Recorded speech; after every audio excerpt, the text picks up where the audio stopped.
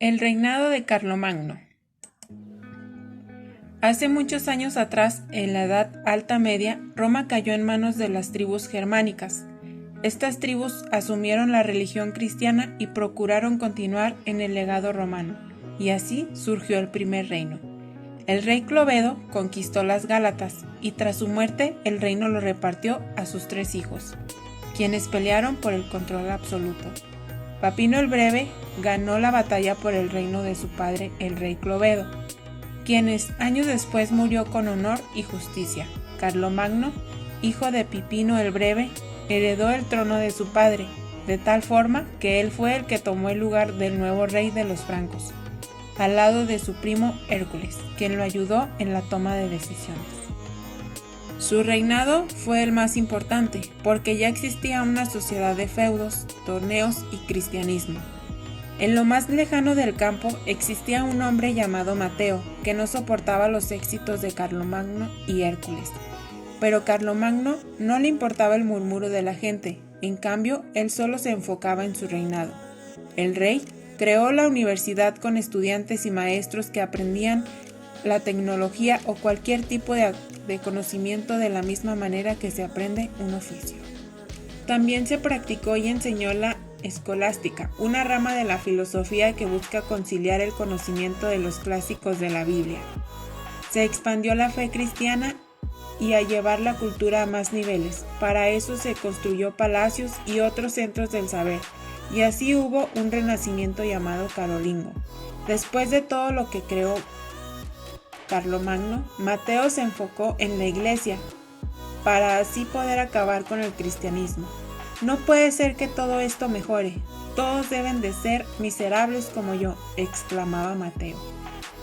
La iglesia se centraba en difundir la palabra de Dios y los valores cristianos en todos los rincones del mundo. Mantenían y fortalecían la fe de sus fieles.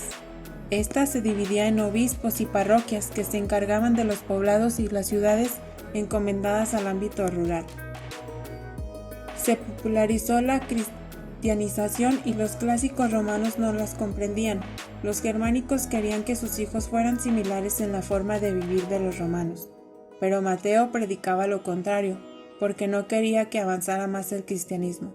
Por lo tanto, los germánicos se centraban en su educación y en la guerra, mientras que los romanos se centraban en la lectura, escritura y aprendían oficios.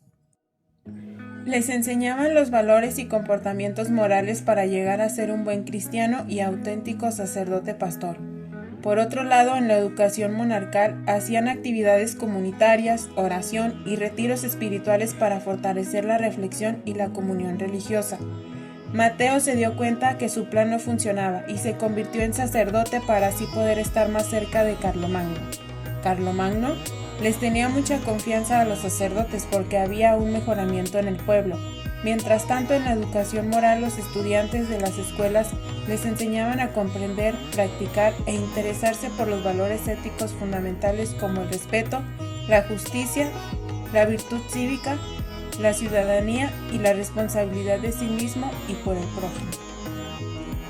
La principal área de conocimiento en la educación de los primeros niveles era el aprendizaje de la escritura y la lectura, además de las letras del alfabeto.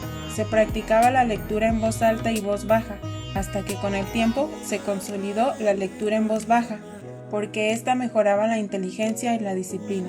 Al darse cuenta que las escuelas estaban funcionando de la mejor manera, a Mateo le entraron los celos, la furia, la envidia y fue contra el rey para poder matarlo. Y al momento de llegar con el rey se dio cuenta que él ya estaba muerto.